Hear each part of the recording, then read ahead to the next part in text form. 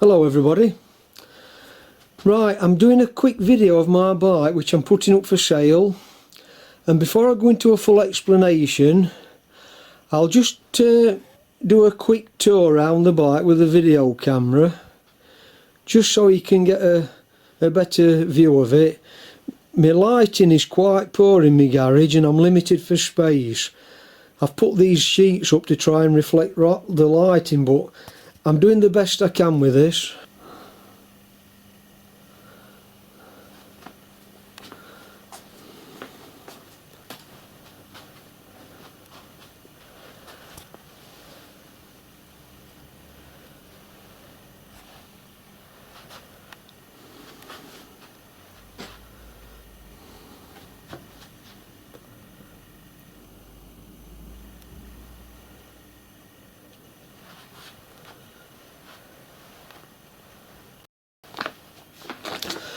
Right, I've got the camera on the stand now, and while it's pointing at bike I'll just run through a few notes that I've made to explain where I'm up to with this bike. Right, so it's a BSA A7 Shooting Star Twin 1957 and it's two-tone green. It's a very reluctant sale for me, this, and I'm only doing it because of me. I've got some health issues that's prohibiting me. It's prohibiting me finishing it and being able to ride it once it's finished. And it's probably, I'm going to say it's 95% complete. It's probably more than that actually. I've been toing and froing now for over a year to decide whether to sell it, and I finally decided. Right, so it's the more sought after model, this, between 1956 and 1958. It's bang in the middle, 57, with its trademark high compression cylinder head. It's got the alloy hubs on the wheels. It's got the sports front mudguard, fully enclosed chain case, the diver's helmet type headlight cowl. It's got manual ignition, advance and retard. It's got the Gold Star type petrol tank on with the larger badges, and it's got it's in its two-tone green. That's a dark green frame and metallic light green bodywork.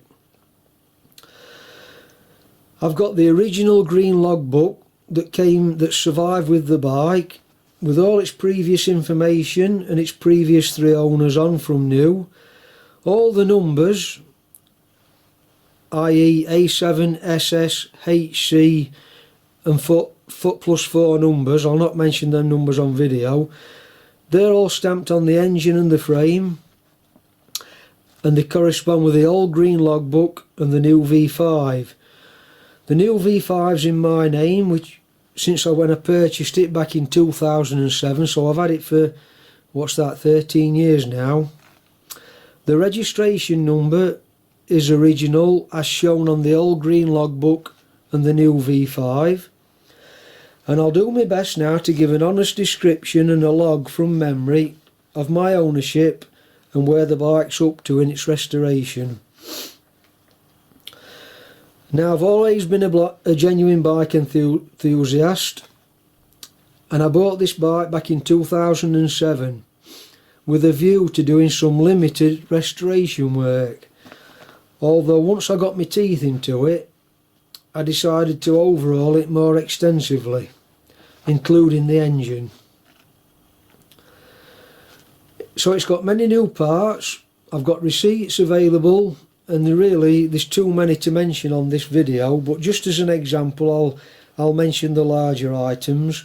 It's got new exhaust downpipes, new exhaust silencers, it's got new tyres, it's got a new seat and a new seat pan or seat base, new rear shocks, battery box is new and the battery box clamping bracket, new knee rubbers on the tank, flexible stainless steel oil pipes from the oil tank to the engine, a new headlight shell, Mostly all the cables are new. The wheels are re-chromed and have got stainless spokes in. It's got a new rear light.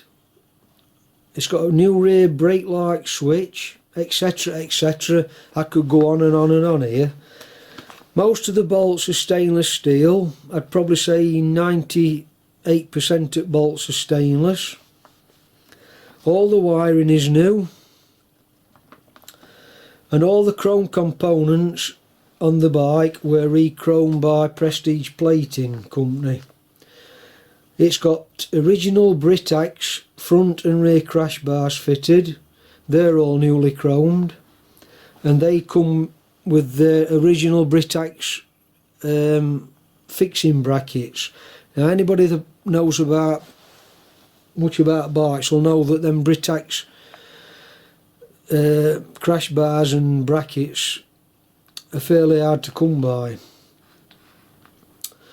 Now then, coming to engine, that's been worked on professionally by Cottrell Engineering at Claycross, and they're a renowned classic car and motorcycle overhauler.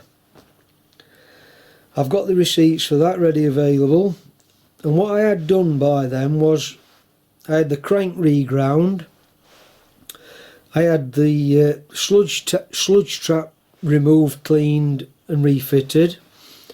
The cylinder barrels have been rebored. It's got new high compression plus 20 pistons in. The inlet seats have been recut on the cylinder head, and I've had unleaded exhaust seats fitted in the cylinder head. I've also had the petrol tank, the oil tank, the toolbox on the side, the mud guards, etc. professionally painted, and it's trademark metallic green. The diver's helmet, the headlight, and what else? I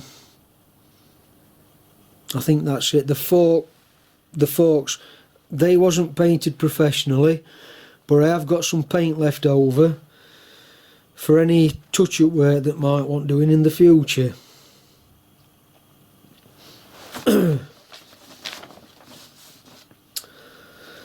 Now most of this work's been completed over all them years since I've had it, and I've only been doing it as time permitted me and as other projects permitted me to do it and as funds permitted me to do it. But for the past 2 or 3 years I've not really done anything on it at all. It's just been stood covered up in my garage, in my heated garage. I've had a coat, a smear of oil over all the chrome parts so nothing can go rusty, and it's basically been covered up for all that time. So right, coming on to what wants doing then. When I put the magneto on, perhaps 2 or 3 years back now, I think it slipped on its setting, so it wants retiming. I was getting a spark at the plugs, but it wasn't firing up. So I think if I remember rightly, I've got to retime the magneto. So that wants doing.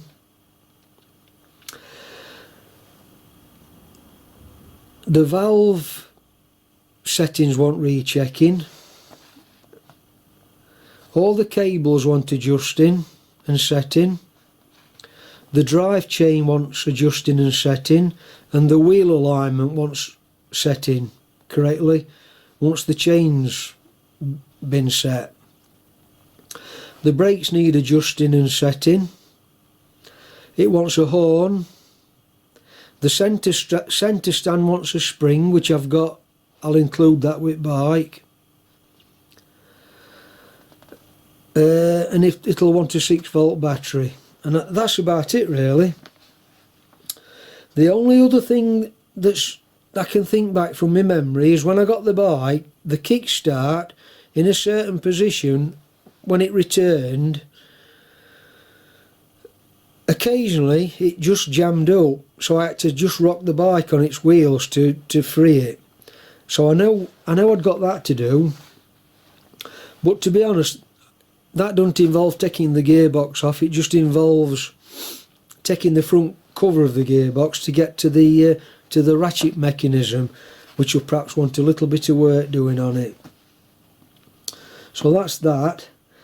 And then other than that, it just wants recommissioning, and once it's running, what's running in. And that's it really. I've tried to be as honest and as thorough and as comprehensive as I can, but you know, it's such a long time since I've worked on it. I'm doing it all from my memory, but I think I've covered everything. But you know, please feel free to come and have a look and inspect it for yourself. The only other thing I'll just point out, I've just thought about that.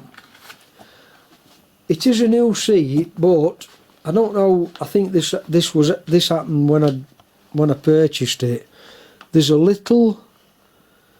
It don't go right through. It's just a surface crack there.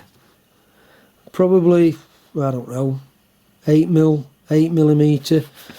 Now I'm being picky now, but I want to be honest. And maybe this headlight shell needs respraying, but I am being picky. So other than that, I think that's it. So I'm going to sign off for now, and if you've got any questions, please feel free to message me. So thanks for watching. I'll sign off for now then. Bye for now.